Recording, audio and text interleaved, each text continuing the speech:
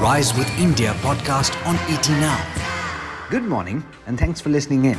I'm Alex Matthew and this is the daily morning update from ET Now. Here's everything that you need to know to start your day on the right foot. Today is the 14th of July. In the top news, I'm sure you know this already, but the Zomato IPO opens today. A large chunk of the offering has already been allotted to anchor investors, and Rohit will tell you more about that. There's a big update in one of India's biggest automotive markets. The Maharashtra government on Tuesday announced a new electric vehicles promotion policy which provides subsidies to buyers to drive up demand for EVs in the state. The Maharashtra EV Policy 2021 will provide incentives of 5,000 rupees per kilowatt hour of battery capacity to buyers of all types of electric vehicles. The subsidy will be directly transferred to the beneficiaries within 30 days. The scheme is valid till the 31st of March 2025 and by then aims to convert 10% of all new vehicles sold in the state to electric. It also aims to convert 25% of the last mile logistics vehicles to electric. The policy includes a waiver of road tax and registration charges for vehicles sold under the policy. Speaking of vehicles, the surge in fuel prices is making people spend less on non-discretionary items like grocery, health and utilities, according to economists at SBI. A note released by the team said that the government should look at cutting taxes on oil, which is keeping the prices of petrol and diesel elevated. Soil moisture deficiency in Madhya Pradesh, Maharashtra and parts of Rajasthan has raised the prospect of re-sowing of some rain-dependent Kharif crops, including maize and soybean.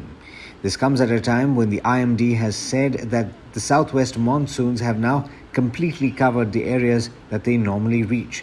Farmers have complained that the IMD's short-term forecasts issued for a fortnight on which they based their decision to sow were off the mark.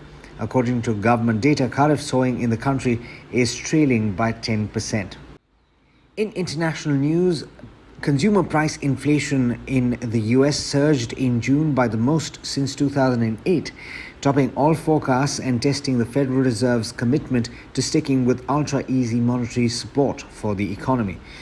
The consumer price index jumped 0.9% in June and 5.4% from the same month last year, according to Labor Department data released yesterday.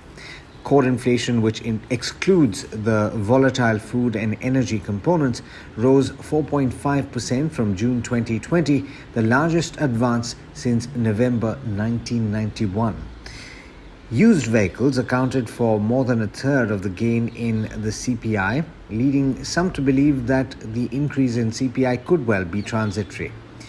The inflation reading roiled international markets, and Rohit will go into more details on that.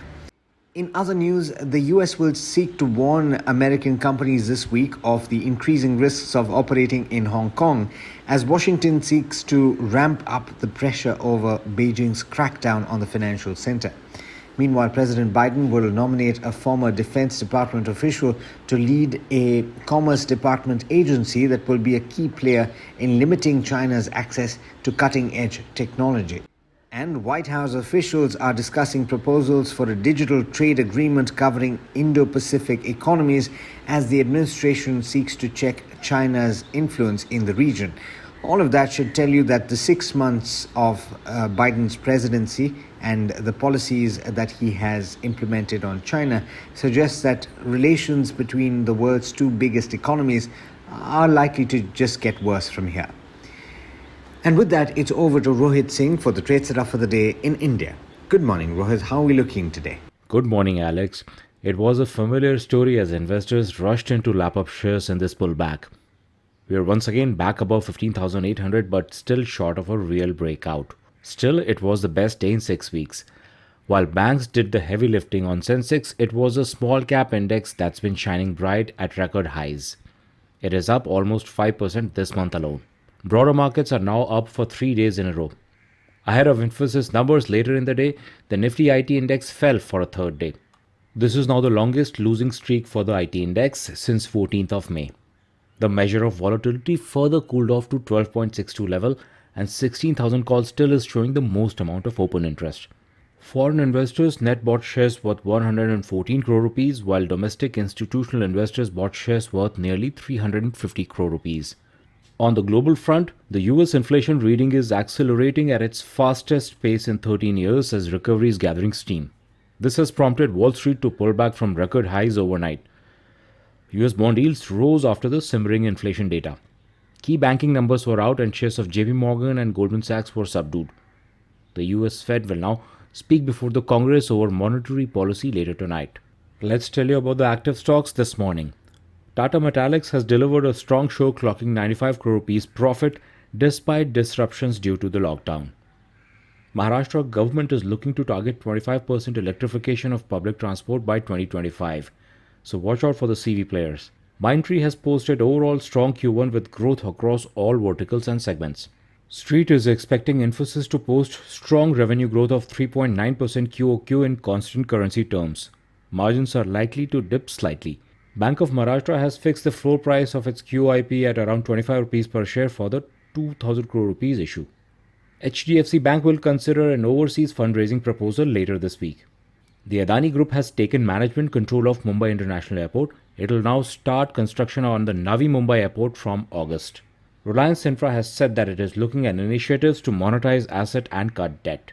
The Zomato IPO anchor book has got 35 times more demand than the shares on offer, raising close to 4,200 crore rupees. To recap, we are once again approaching the 16,000 crucial resistance, and investors should wait and see if we cross the hump in the third attempt. That's all from my end. Wish you all a profitable day ahead. It's back to you, Alex. Thanks, Rohit. And as always, thank you all for listening in. Do stay tuned over the course of the day for all the live updates in markets and the world of business. All of that on ET Now. Thanks so much for listening in. This is Alex Matthews signing off. Have a great day. The Rise with India podcast on ET Now.